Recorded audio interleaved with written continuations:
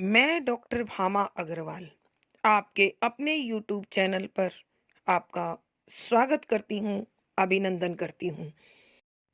आइए प्यारे बच्चों, आज हम श्री नागा अर्जुन जी द्वारा रचित बादल को घिरते देखा है नामक कविता का अध्ययन आरंभ करते हैं। यहाँ कवि ने अपने प्रवास काल के दौरान हिमालय की चोटियों का जो मनोरम दृश्य देखा, वह इस कविता में अंकित किया है।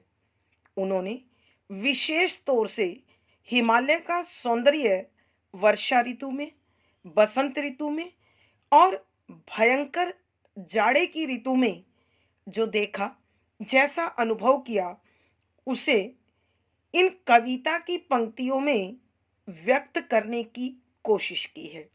यहाँ हिमालय के सौंदर्य के साथ साथ उन्होंने कैलाश पर्वत की आकाश चूमने वाली चोटियों का, उन पर उमड़ते घुमड़ते बादलों का, हिमालय की तलहटी में उगे हुए देवदारू के जंगल का, इस जंगल में निवास करने वाले किन्नर किन्नरियों की जीवन शैली और उनके जीवन दर्शन का, मानसरोवर तालाब तथा उसके आसपास की झीलों के सौंदर्य का बड़ा सुंदर मनोरम वर्णन किया है। यहाँ कवि ने कस्तूरी मृग की जो स्थिति होती है कस्तूरी के उत्पन्न होने के बाद, वह भी बड़ी ही भावुक दृष्टि के साथ कवि ने प्रस्तुत किया है। यहाँ कवि की दृष्टि से चंद्रमा के कारण बिछड़े हुए चकवे और चकवी के मिलन को भी बड़े ही भावपूर्ण शब्दों में उकेरा गया है। यहाँ कविवर इस मनोरम चित्र को अंकित करते हुए लिखते हैं कि हिमालय पर जमी हुई बर्फ के कारण इसकी उजली चमकती हुई चोटियों पर मैंने वर्षा ऋतु में बादलों को उमड़ घुमड़ कर आते हुए देखा है और मानसरोवर तथा उसके आसपास जो झीलें हैं, उनमें उगे हुए कमल के फूलों पर मोतियों जैसी सुंदर ओस की बूंदों को बिखरे हुए देखा है, जो अत्यंत आकर्षक लगती हैं। वहाँ इन झीलों में अनेक हंस तैर रहे हैं और इनका जो भोजन कमल के फूल के नीचे की डंडी अर्थात कमलनाल होता है, उसमें तीखे और मीठे तंतुओं को खोजते हुए उन्हें देखा है। कवि बता रहे हैं कि बसंत ऋतु में हिमालय अपने रूप और सौंदर्य के कारण अत्यधिक मादक, आकर्षक और सुंदर लगने लगता है। जब उगते हुए सूर्य की सुनहरी किरणें हिमालय की इस चोटी पर बर्फ पर गिरती है, तो यह सुनहरा रंग लेकर इंद्रधनुषी रंगों में चारों ओर बिखरने लगता है। ऐसे समय में रात भर जो चकवा चकवी एक दूसरे के वियोग में तड़फ रहे थे, प्रातःकाल आते ही उनका मिलन हो जाता है और वो पुनः हरियाली के शैवालों पर प्रेम से झगड़ते हुए मिलते हैं, प्रेमालाप करते हैं। फिर कवि यह भी कहते हैं कि मैं जिस हिमालय के सौंदर्य का वर्णन कर रहा हूँ, वो कल्पना आधारित नहीं है। उसे मैंने अपनी आंखों से देखा है, जिया है और उसी का वर्णन कर रहा हूँ। अत्यधिक जाड़े की ऋतु में आकाश को चूमने वाले कैलाश पर्वत की चोटी पर अनेक बड़े बड़े बादलों को तूफानों के साथ लड़ते हुए, गरजते हुए, टकराते हुए देखा है। इस हिमालय की तलहटी में देवदारू का जंगल है और इस जंगल में अनेक लाल और सफेद पत्तों से सजी हुई कुटियाओं में निवास करने वाले किन्नर किन्नरी रहते हैं। ये फूलों से अपने आप का श्रृंगार करते हैं। ये लोग सोमरस का पान करने वाले होते हैं। बांसुरी इनका प्रिय वाद्य यंत्र है। जो बड़ी मधुरता से ये लोग बजाते हैं। इन लोगों का जीवन प्राकृतिक अंचल में होने के कारण प्रकृति के बड़ा नजदीक होता है। ये लोग आसन के रूप में मृग की छाल का इस्तेमाल करते हैं और उस कोमल छाल पर बैठकर मदिरा से लाल हुई आंखों में ये अत्यंत मदिरा के कारण इनकी आंखें लाल हो जाती हैं और बड़ी मधुरता से बांसुरी को बजाते हैं। यहीं साथ ही इस देवदारू के जंगल में कस्तूरी मृग की नाभि में जब कस्तूरी का जन्म हो जाता है तो वह अपनी ही महक को खोजता हुआ, स्वयं पर खींचता हुआ उसे इधर उधर ढूंढते हुए भटकता है। साथ ही कविवर इन आकाश चूमी कैलाश पर्वत पर या हिमालय की इन चोटियों पर बादलों का जो दृश्य देखते हैं, अचानक कवि को कालिदास के मेघदूत की याद आ जाती है, जिसमें धनपति कुबेर अपनी पत्नी के लिए अलका नगरी में संदेशवाहक के रूप में बादल को चुनता है और मेघदूत को वहां भेजता है। लेकिन कवि कहते हैं कि मुझे कवि का वो बादल कहीं भी दिखाई नहीं दे रहा है। ऐसा लगता है यक्ष का वह संदेशवाहक बादल यहीं कहीं बरसकर समाप्त हो गया और यक्ष का संदेश अलका नगरी पहुंचा ही नहीं। अंत में कवि उन पर व्यंग करते हुए कहते हैं कि संभवतः यह कवि की कोरी कल्पना थी। उसे यहाँ हिमालय की चोटियों में ढूंढना व्यर्थ है। दूसरे शब्दों में कवि के कहने का अर्थ यह है कि प्रत्येक साहित्यकार को अथवा लेखक को कल्पना की बजाय यथार्थ लेखन लिखना चाहिए, क्योंकि वो स्वाभाविक भी होता है और स्थायी भी होता है। अतः कवि के द्वारा हिमालय की चोटियों पर जो सुंदर दृश्य देखे गए हैं उनका वर्णन अब इस कविता में हम आगे करते हैं। पद संख्या 6। ऋतु बसंत का सुप्रभात था, मंद मंद था अनिल बह रहा, बाला अरुण की मृदु किरणें थी, अगल बगल स्वर्णाभ शिखर थे, एक दूसरे से भी रहित हो, अलग अलग रहकर ही जिनको सारी रात बितानी होती।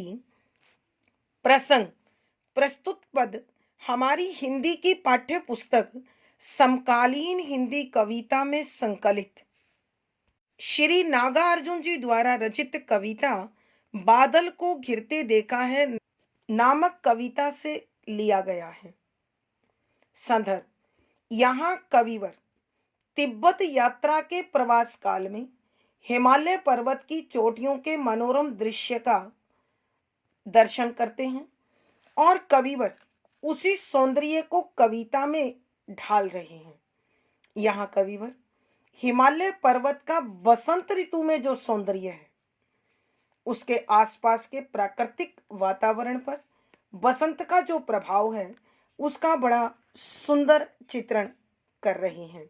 यहाँ कवि बसंत ऋतु के प्रातःकाल के समय जो बर्फ से ढकी हुई चोटियां अत्यधिक आकर्षक लग रही हैं और उस आकर्षण का क्या प्रभाव आसपास के वातावरण पर बन रहा है, उसे बड़ा सुंदर चित्र प्रस्तुत करते हुए कविवर लिखते हैं कि व्याख्या शब्दों के अर्थ साथ साथ ऋतु मौसम, वसंत बसंत का, सुप्रभात खिली हुई सुबह, बड़ी आकर्षक सुनहरी सुबह, मंद मंद धीरे धीरे, था अनिल हवा बह रही थी, बाला अरुण बाल अरुण अर्थात सूरज, उगता हुआ सूरज की मृदु कोमल किरणें किरणें फैल रही थी, अगल बगल यानी आसपास, स्वर्णाभ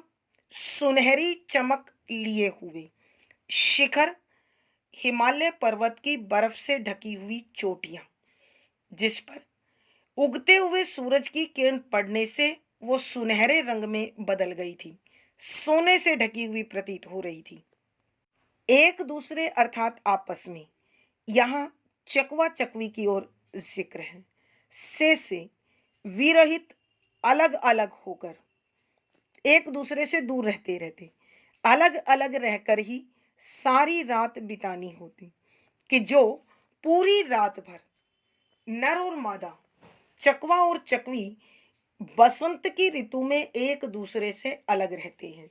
यहाँ कविवर नागार्जुन जी वसंत ऋतु के प्राकृतिक सौंदर्य में हिमालय पर्वत का सौंदर्य किस प्रकार निखरा है, उभरा है, उसका वर्णन करते हुए कविवर लिखते हैं कि आज ऋतु बसंत का सुप्रभात था, कि बसंत ऋतु की सुहानी सुबह थी, सुहानी भोर थी। मंद मंद था अनिल बह रहा, कि धीरे धीरे करके मलय पर्वत से आने वाली शीतल सुगंधित ठंडी हवा बह रही थी। बाला अरुण की मृदुल किरणें थी, कि उगते हुए सूर्य की किरणें अत्यंत सुनहरी, कोमल और नाजुक दिखाई दे रही थी। अगल बगल स्वर्णाभ शिखर थे, और जब यह सूर्य की कोमल किरणें बर्फ से ढके हुए हिमालय पर्वत पर पड़ रही थी, तो आसपास जो बर्फीली चोटियां थी वो इस सूर्य की रोशनी के कारण सुनहरी चमक ले चुकी थी। अर्थात ऐसा लगता था कि मानो ये चोटियां सुनहरे रंग से ढकी हुई हों, सोने से बनी हुई हों, एक दूसरे से विरहित हो, अलग अलग रहकर ही जिनको सारी रात बितानी होती, कि कवि इन अलग अलग बिखरी हुई चोटियों को और इस सुनहरे रंग को देखकर कल्पना करते हैं कि ये हमेशा एक दूसरे से अलग रहकर सारी रात इसी प्रकार बिताते हैं। अर्थात कवि का ध्यान उस चकवा चकवी की ओर जाता है जो बसंत ऋतु में पूरी रात भर एक दूसरे से अलग रहकर क्रंदन करते हुए, विलाप करते हुए रात बिताते हैं। आइए बच्चों, हम एक बार फिर इस पद की व्याख्या करते हैं। यहाँ कविवर नागार्जुन जी हिमालय पर्वत और उसके आसपास के प्राकृतिक सौंदर्य का बसंत ऋतु में क्या आकर्षण है, क्या सौंदर्य रचता है, बनता है, गढ़ता है, उसका वर्णन करते हुए लिखते हैं कि सुबह सुबह अत्यंत कोमल बसंत की सुहानी सुबह है, और चारों ओर मलय पर्वत से आने वाली शीतल सुगंधित मदमस्त बनाने वाली हवाएं बह रही हैं, और अभी सूर्य निकलने लगा है।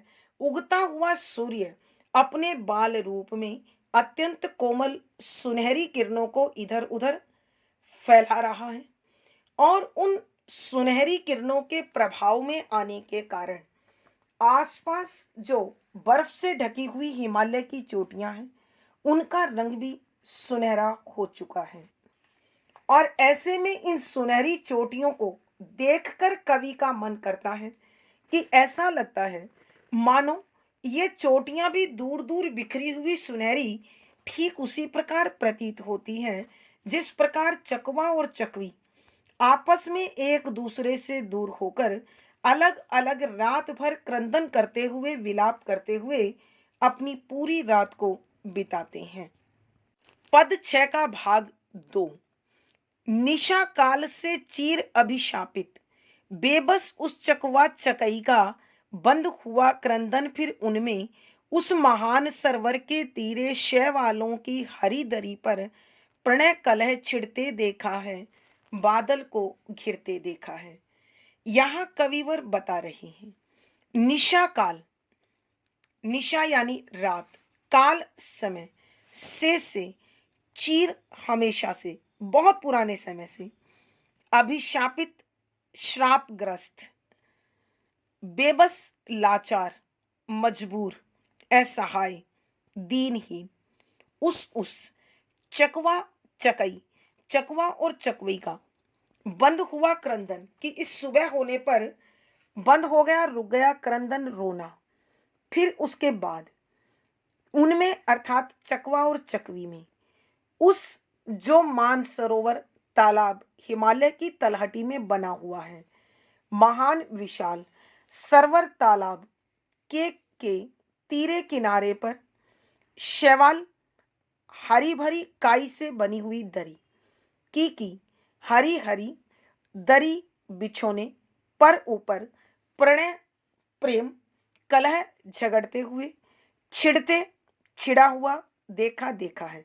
कि कविवर कहते हैं कि अब इस बसंत की सुहानी सुबह में मैं देख रहा हूं कि मानसरोवर तालाब के किनारे हमेशा से रात भर अलग रहकर एक दूसरे के लिए विलाप करते हुए रात बिताने वाले इन चकवा चकवी का निशा काल से चीर अभिशापित, कि रात्रि के समय में हमेशा से शापग्रस्त होकर अलग अलग रहने वाले उन लाचार बेबस असहाय चकवा चकवी का अब सुबह होने के कारण बंद हुआ क्रंदन, रोना बंद हो गया। और उसके बाद फिर उनमें उस महान सरोवर के तीरे, कि उसके बाद इस विशाल बहुत बड़े मानसरोवर तालाब के किनारे शैवालों की हरी दरी पर, कि हरी भरी काई की बिछोने पर, हरी भरी काई के इस बिस्तर पर प्रेम वाले झगड़े के साथ इस चकवा और चकवी को झगड़ते हुए देखा है, प्रेम करते हुए देखा है। तो कविवर बताते हैं कि मैंने अनेकों बार हिमालय पर्वत पर घिरते हुए बादलों को देखा है। अर्थात यहाँ पर कवि ने बसंत ऋतु में संपूर्ण प्राकृतिक सौंदर्य को अत्यंत सूक्ष्मता के साथ, बड़ी भाव प्रवणता के साथ अनुभव किया है और उतना ही सुंदर उसका चित्रण भी किया है। आइए बच्चों, हम एक बार फिर इस पद की व्याख्या करते हैं। यहाँ कविवर बताते हैं, निशा काल से चीर अभिशापित, कि रात्रि के समय हमेशा से श्रापग्रस्त होने के कारण जो चकवा चकवी रात भर एक दूसरे के लिए विलाप करते हुए रोते हुए दूर दूर रहकर रात बिताते हैं, जैसे ही ये रात्रि का समय समाप्त होता है तो अभिशाप के कारण अलग अलग हुए वे चकवा चकवी पुनः मिल जाते हैं और बंद हुआ क्रंदन, कि सुबह होते ही उनका रोना बंद हो जाता है, एक दूसरे के लिए विलाप करना बंद हो जाता है और फिर उनमें मिलन होने के कारण वापस उस महान सरोवर के तीरे शैवालों की हरी दरी पर प्रणय कलह चिढ़ते देखा है। कि मैंने उस विशाल मानसरोवर तालाब के किनारे पर हरियाली या हरे भरे शैवालों से बनी हुई दरी पर अथवा बिछोने पर प्रेम से झगड़ते हुए देखा है। अर्थात उनका प्रेम पूर्ण व्यवहार, प्रेम पूर्ण व्यापार, दाम्पतिक क्रिया को देखा है, महसूस किया है। और मैंने हिमालय की ऊंची चोटियों पर अनेकों बार बादलों को घिरते हुए देखा है। अर्थात कवि यहाँ पर उस हिमालय पर्वत और उसके परिवेश का बड़ा सूक्ष्मता से, बड़ी बारीकी से जो अनुभव करते हैं, उसका चित्रण भी उतना ही मनोरम कर रही हैं। भावार्थ, कवि के कहने का भाव यह है कि बसंत ऋतु में हिमालय पर्वत, मानसरोवर में निवास करने वाले चकवा चकवी और वहाँ सभी प्राकृतिक दृश्य अत्यंत मनोरम और आकर्षक हैं। विशेष यहाँ कवि ने प्रातःकालीन बसंत ऋतु में हिमालय के सौंदर्य को देखा है और उसका सजीव चित्रण किया है। कवि ने रात्रि के समय बिछड़े हुए चकवा चकवी को बड़े ही सुंदर रूप में बिछुड़ते हुए और मिलते हुए दर्शाया है, शुद्ध साहित्यिक खड़ी बोली का प्रयोग है, अद्भुत रस प्रसाद गुण, अथवा हम यहाँ पर श्रृंगार रस और माधुर्य गुण भी लिख सकते हैं। लक्षणा शब्द शक्ति है। गीति काव्य के सभी तत्व मौजूद होने के कारण संगीतात्मकता बनी हुई है। यहाँ अनुप्रास, विप्सा, पदमैत्री, स्मरण, कारण, पुनरुक्ति प्रकाश, स्वर मैत्री आदि अलंकारों का बड़ा सुंदर सटीक प्रयोग हुआ है। पद संख्या 7। दुर्गम बर्फानी घाटी में शत सहस्त्र फुट ऊंचाई पर अलग नाभि से उठने वाले निज के उन्मादक परिमल के पीछे धावित हो होकर तरल तरुण कस्तूरी मृग को अपने पर चिढ़ते देखा है, बादल को घिरते देखा है। प्रसंग पूर्ववत। संदर्भ, यहाँ कविवर हिमालय पर्वत के सौंदर्य का बसंत ऋतु में जो आकर्षण है उसका बड़ा ही सुंदर चित्रण कर रही हैं, और हिमालय के तराई के क्षेत्र में घाटियों में जो देवदारू का जंगल है और उस जंगल में निवास करने वाले अनेक हिरणों के जीवन को जैसा कवि ने अनुभव किया है उसका बड़ा सजीव चित्रण किया है। कवि उन्हीं कस्तूरी मृग के विषय में बताते हुए लिखते हैं कि व्याख्या शब्दों के अर्थ साथ साथ दुर्गम, जहां मुश्किल से पहुंचा जाता है, जहां पहुंचना बड़ा कठिन है। बर्फानी, बर्फीली, बर्फ वाली, जहां बर्फीली हवाएं चलती हैं। घाटी, घाटियों में। शत सैकड़ों, सहस्त्र हजारों, फुट, फुट वाली, ऊंचाई, ऊंचाई पर। अलख, अलख जो दिखाई नहीं देता। लख माने दिखना, अलख माने जो दिखाई नहीं देता। अलक्ष्य। नाभि, नाभि पेट का केंद्र स्थान। से उठने वाले, निकलने वाले। निच अपने, के ही उन्मादक, मस्त बना देने वाले, महकाने वाले। परिमल, सुगंध। के पीछे कारण से।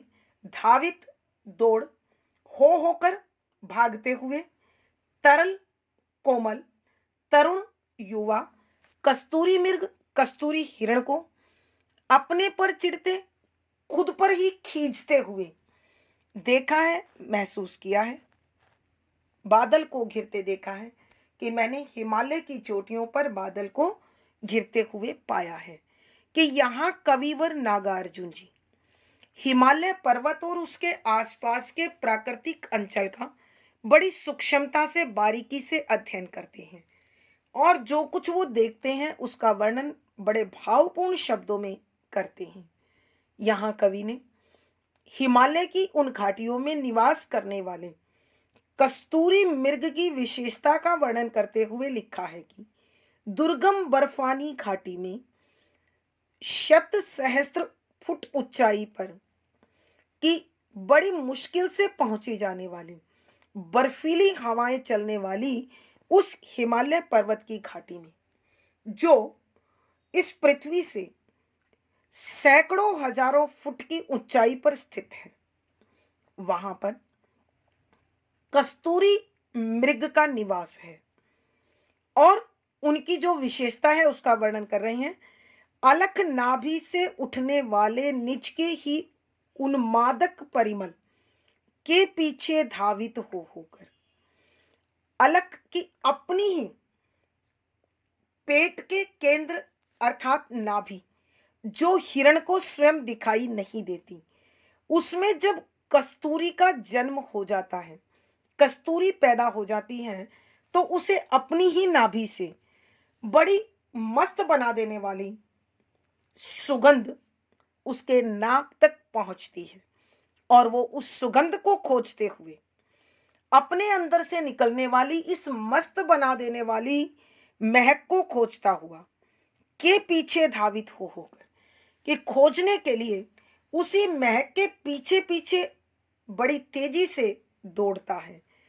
और यह कोमल और युवा कस्तूरी मृग जब कस्तूरी की निकलने वाली इस महक के उद्गम को नहीं देख पाता, आने वाले सुगंध के स्थान को नहीं ढूंढ पाता, तो वह खुद पर ही चिढ़ जाता है, खुद पर ही खीज उठता है और अपने ऊपर चिल्लाता है।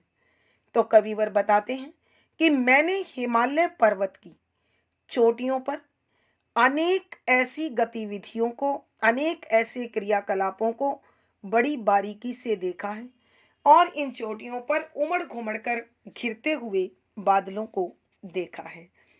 आइए प्यारे बच्चों, हम एक बार फिर इस पद की व्याख्या करते हैं। यहाँ कविवर नागार्जुन जी बसंत ऋतु में हिमालय पर्वत और उसके प्राकृतिक सौंदर्य का जो अनुभव सूक्ष्मता से, बारीकी से करते हैं, उसका बड़ा मनोरम और आकर्षक चित्रण कर रहे हैं। यहाँ हिमालय पर्वत की तराई में रहने वाले कस्तूरी मृग की विशेषता का वर्णन करते हुए बता रहे हैं कि ये कस्तूरी मृग दुर्गम बर्फानी घाटी में शत सहस्त्र फुट ऊंचाई पर कि पृथ्वी की सतह से सैकड़ों हजारों फुट की ऊंचाई पर बड़ी मुश्किल से पहुंचने वाली उन बर्फीली हवाओं को सहने वाली घाटी में कस्तूरी मृग का निवास होता है। अलख नाभि से आने वाले निज के उन्मादक परिमल कि इन कस्तूरी मृग की नाभि में जब कस्तूरी का जन्म हो जाता है, तो अपनी ही नाभि को न देख पाने वाला, इस कस्तूरी को ना देख पाने वाला, अपने अंदर से निकलने वाली इस मस्त बना देने वाली सुगंध के पीछे पीछे धावित हो होकर कि दौड़ते दौड़ते तरल तरुण कस्तूरी मृग को, कि अत्यंत कोमल और युवा कस्तूरी मृग को इस सुगंध के उद्गम को ढूंढने के लिए, इस सुगंध के कारण को ढूंढने के लिए और पाने के लिए व्याकुल होकर, बेचैन होकर इधर उधर दौड़ते हुए पाया है। और जब हिरण स्वयं इस कारण को नहीं ढूंढ पाता, तो वह खुद पर क्रोधित होता है, खुद पर खिंचता है और खुद पर चिढ़ता है। तो कविवर बताते हैं कि मैंने हिमालय की ऊंची चोटियों पर अनेकों बार बादलों को और हिमालय की घाटियों में इस प्रकार कस्तूरी मृग को अपने ऊपर क्रोध करते हुए, खिंचते हुए देखा है, पाया है। कवि के कहने का भाव यह है कि कस्तूरी मृग अपनी कस्तूरी को न देख पाने के कारण अक्सर स्वयं पर चिढ़ता है। भावार्थ, कवि के कहने का भाव यह है कि कस्तूरी मृग कस्तूरी को न देख पाने के कारण स्वयं पर चिढ़ता है। विशेष यहाँ कवि ने हिमालय के बर्फीले सौंदर्य के साथ साथ कस्तूरी मृग की स्वभाव, कस्तूरी मृग के स्वभाव पर भी प्रकाश डाला है। यहाँ कवि ने कस्तूरी हिरण संबंधी काव्य बिंब का रूढ़ी का निर्वाह किया है। शुद्ध साहित्यिक खड़ी बोली का प्रयोग है। अद्भुत रस प्रसाद गुण है। यहाँ गीति काव्य के सभी तत्व मौजूद होने के कारण संगीतात्मकता बनी हुई है। यहाँ पर अनुप्रास, पदमैत्री, कारण, पुनरुक्ति, प्रकाश आदि अलंकारों का बड़ा सुंदर सटीक प्रयोग हुआ है। पद संख्या 8। कहाँ गया धनपति कुबेर का, वह कहाँ गई उसकी वह अलका, नहीं ठिकाना कालिदास के व्योम प्रवाही गंगा जल का, ढूंढा बहुत परंतु लगा क्या, मेघदूत का पता कहीं पर, कौन बताए वह छाया में, बरस पड़ा होगा न यहीं पर। प्रसंग पूर्ववत। संदर्भ, यहाँ कविवर आकाश पर विचरते हुए बादलों पर, हिमालय की चोटियों पर उमड़ घुमड़ कर घिरते हुए बादलों को देखकर अचानक कालिदास के मेघदूत का स्मरण हो आया। और यहाँ कविवर कवि की उस कल्पना का वर्णन करते हुए लिखते हैं कि व्याख्या शब्दों के अर्थ साथ साथ, कहाँ गया, कहाँ चला गया, धनपति धन के स्वामी, कुबेर कुबेर का, वह उसके द्वारा संदेशवाहक के रूप में भेजा गया। कहाँ गई उसकी वह अलका, कि उसकी अर्थात धनपति कुबेर की नगरी अलका नगरी नहीं नहीं है, ठिकाना अता पता।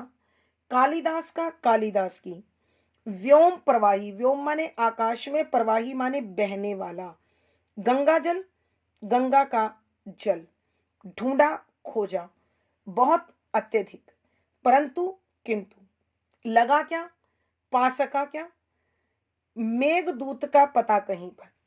मेघदूत संदेशवाहक के रूप में प्रयोग होने वाले उस बादल का, कहीं पर किसी भी स्थान पर, कौन बताए वह छाया में, कि कौन बता सकता है कि वह जो कल्पना से बना हुआ छाया के रूप में रचा गया यहीं कहीं पर बरस गया हो और समाप्त हो गया हो।